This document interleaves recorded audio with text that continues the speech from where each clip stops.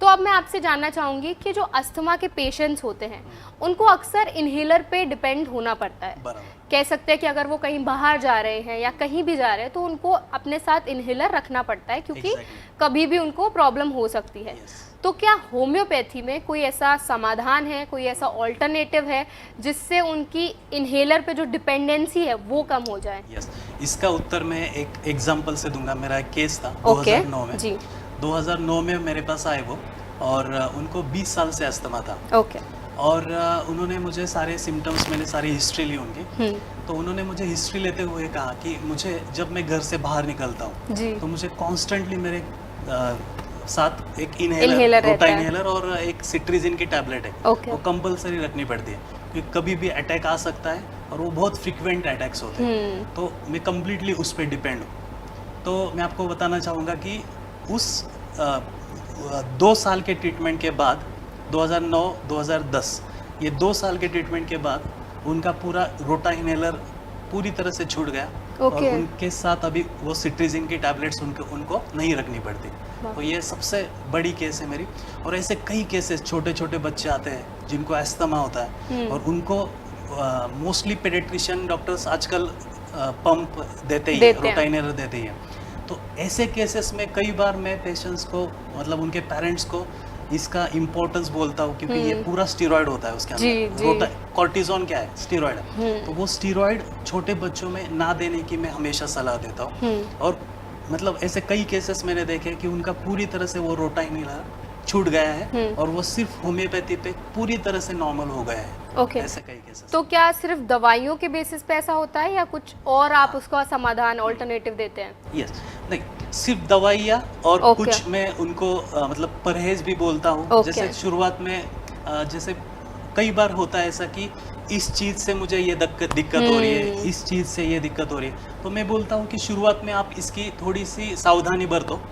जैसे जैसे दवाई आगे जाके आपको लागू होते जाएगी, वैसे वैसे वो जो चीज़ है, जिस चीज़ से आपको एलर्जी है, उसका भी असर होम्योपैथी दवाई से कम कर सकते हैं हम। और कई केसेस में मैंने देखा है।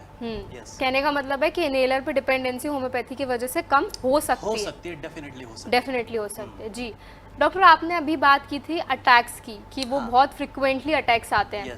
तो क्या होम्योपैथी से अटैक्स की फ्रिक्वेंसी भी कम की जा सकती है ताकि अटैक्स भी इतने कम ही आए अस्थमा के? देखिए, सिर्फ अटैक्स ही नहीं, अगर होम्योपैथी सही तरीके से दी जाए तो होम्योपैथी दवाई से अस्थमा, क्रोनिक अस्थमा डेफिनेटली पूरी तरह से ठीक किया जा सकता है। और ऐसे कई केसेस मैंने मेरे 15 साल के ट्रीटमेंट, मेरे करियर में ऐसे कई केसेस देखे हैं और ऐसे कई ट्रीटमेंट्स मैंने किए हैं जो डेफिनेटली मैं दावे के साथ बोल सकता हूँ कि ये अटैक्स डेफिनेटली कम कर सकते हैं। जी डॉक्टर, अभी आपने थोड़ा टाइम पहले जब आप बोल रहे थे कि ट्रिगर्स होते हैं, तो खाने पीने की भी कुछ चीज़ें हैं जो आपको ट्रिगर कर सकती हैं।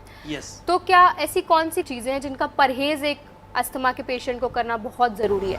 देखिए, मतलब अगर परहेज के बारे में हम बात करेंगे तो सबसे इम्पोर्टेंट मैं हमेशा सलाह देता हूँ कि न्यूट्रिशियस डाइट। तो जो सब बीमारियों के लिए, सिर्फ अस्थमा के लिए नहीं, लेकिन आपको नॉर्मली जो न्यूट्रिशन वाले, जो जिसमें प्रोटीन है, फॉर एग्जांपल, जिसमें आप ड्राई फ्रूट्स ले सकते हो, आप फल फ्रूट्स, आप सब्जियां खा सकते हो। इवन कई बार ये भी होता है कि खाने पीने में मैं देखता हूँ कि हर व्यक्ति में उसके मतलब व्यक्तिगत तौर पर उसको किसी वजह से, किसी चीज से एलर्जी हो जाती है। तो वो जो एलर्जी है, मैं उनको कहता हूँ कि शुरुआत में उस चीज से आप थोड़ा सा दूर रहिए, और बाद में मैं उनको जैसे जैसे आगे ट्रीटमेंट चलती है तो मैं उनको बोलता हूँ कि ये चीज अभी धीरे धीरे खाना स्टार्ट करो। और अगर इन केस आपको लगता है कि पहले से इंटेंसिटी काफी कम हो गई है तो वो मुझे जानकारी देते जाइए। इवन मैं कई बार मतलब जीवन शैली के बारे में भी बोलता हूँ कि अगर आप व्यायाम प्रॉपर सही तरीके से करते हो और आराम आप प्रॉपर लेते हो, देखिए सिर्फ व्यायाम नहीं, लेकिन उसके साथ आराम भी जरूरी है। इवन फिर तंबाकू है, सिगरेट है, उनसे मैं हमेशा यही सलाह देता हूँ कि आप उससे दूर रहें बस। डॉक्टर, अभी आपने बताया कि हमें व्यायाम भी बहुत ज़रूरी है, आराम भी बहुत ज़रूरी है, ये सारी चीज़ें एक बैलेंस में होना बहुत ज़रूरी है। और लेकिन डॉक्टर, अक्सर जो मरीज़ होते हैं, पेशेंट्स होते हैं, वो आइडेंटिफाई नहीं कर पाते कि उनको किस चीज़ से एलर्जी है या किस चीज़ से उनका अस्थमा ट्रिगर हो रहा है। जैसे मैं हूँ तो अगर मुझे स्किन एलर्जी होती है, कोई भी अलग सिम्टम मतलब कोई भी समस्या होती है, तो मैं कैसे वो चीज़ आइडेंटिफाई करूँ कि यही पर्टिकुलर एक चीज़ है जो मुझे परेशानी दे रही है। देखिए कई बार हम वेदर के हिसाब से कई बार परागकण होते हैं, आपको अगर पता होगा जो फूलों के परागकण होते हैं। हाँ। तो कई बार पेशेंट्स जब अपने घर में ऐसे फूलों का गुलदस्ता लेके आते हैं तो उसमें कुछ परागकण होते हैं, तो सबको उसका प्रॉब्लम नहीं होता, सिर्फ उसी व्यक्ति को उसका प्रॉब्लम होता है, और वो इतना सेंसिटिव होता है उसको लेके, तो वो आइडेंटिफाई कर सकता है कि अरे ये कुछ तो एलर्जिक है। अच्छा। तो देखिए एलर्जी अगर है तो आप डेफिनेटली उसके कांटेक्ट में अगर जाते हो तो आपको दिक्कत आती ही है। तो फिर वो छींके क्यों ना हो, फिर वो आपको सांस फूलने की बीमारी क्यों ना हो, खांसी क्यों ना हो, और डेफिनेटली वीजिंग भी उसके साथ हम देख सकते हैं। इवन डस्ट पार्टिकल्स हो या धुआं हो, केमिकल का जो धुआं है, या cigarette smoke. Okay. Yes.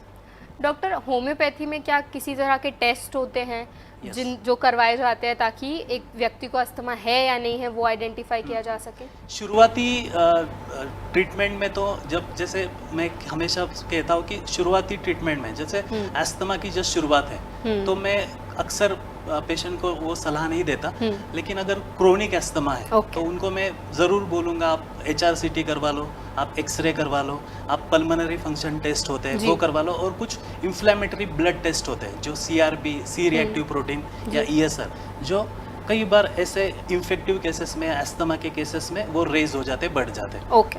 Yes doctor, हमने ब्रेक पे जाने से पहले थोड़ी दवाइयों की बात की थी। होम्योपैथी में दवाइयाँ किस तरह से होते हैं, तो हम चाहेंगे कि आप थोड़ा और डिटेल में हमारे दर्शकों को बताइए कि होम्योपैथी में अस्थमा के पेशेंट को किस तरह की दवाइयाँ दी जाती हैं, प्रॉपर ट्रीटमेंट कैसे होता है।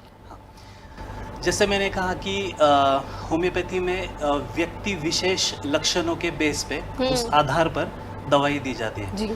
मतलब अगर कोई मेरे पास केस आता है तो उसके पूरे शरीर के लक्षण, मन के लक्षण, उसका खान पीन कैसा है, उसकी फैमिली हिस्ट्री कैसी है, इवन उसका नहीं क्या पर्स्पिरेशन, जनरलिटी कैसी है, उसकी नींद कैसी है, उसका स्वभाव कैसा है, तो उस बेस पे अगर हम मेडिसिन देते हैं तो डेफिनेटली वो मैंने कहा कि जड़ से ठीक हो जाता है। तो ऐसे कुछ एग्जांपल से मैं आपको बताना चाहूँगा। जैसे फॉर एग्जांपल आर्सेनिक एल्बम, ये एक होम्योपैथी में दवाई है, तो वो हम एस्थमा, न्यूमोनिया, ब्रोंकाइटिस ऐसे डिसीजेस में बहुत अच्छी तरह से पेशेंट को सक्सेसफुली क्योर करते हुए हमने देखा है।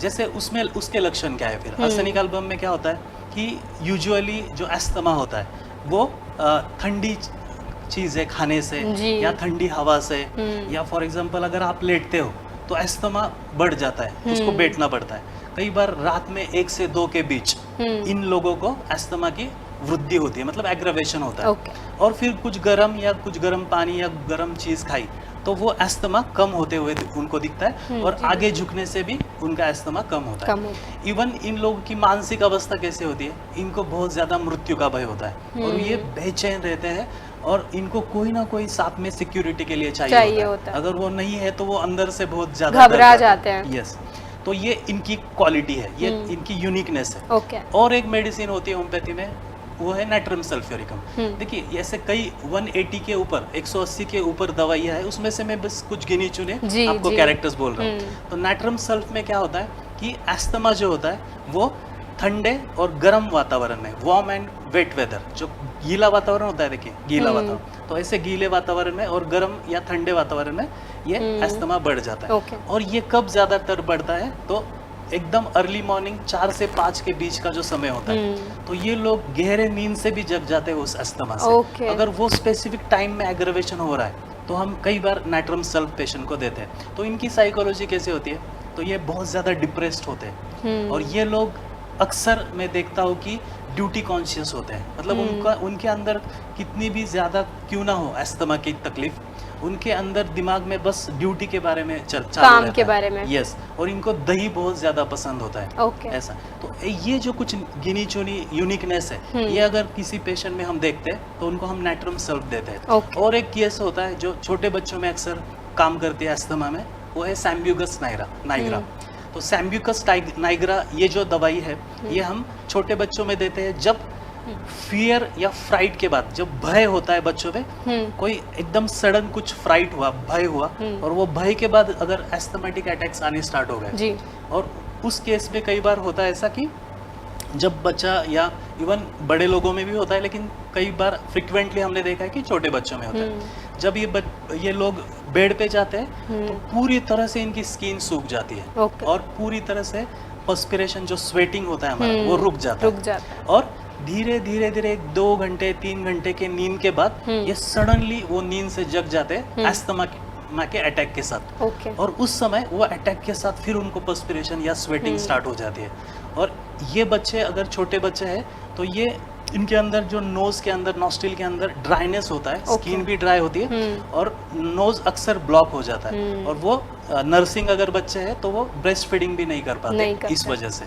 Yes doctor, thank you so much. आज आपने हमें और हमारे सभी दर्शकों को अस्थमा के बारे में इतनी डिटेल्ड इन्फॉर्मेशन दी, उसको कैसे होम्योपैथी से नेचुरली कैसे ट्रीट किया जा सकता है, ये सभी जानकारी देने के लिए आपका बहुत बहुत धन्यवाद। धन्यवाद दोस्तों, इसके साथ ही हमारे आज के एपिसोड में बस इतना ही। हम आशा करते हैं कि आज का हमारा एपिसोड आपको बेहद पसंद आया होगा। अब हम आपको मिलेंगे हमारे अगले एपिसोड में। तब तक के लिए अपना ख्याल रखिए, स्वस्थ रहिए और हमसे जुड़े रहिए BVG टीवी पर। धन्यवाद।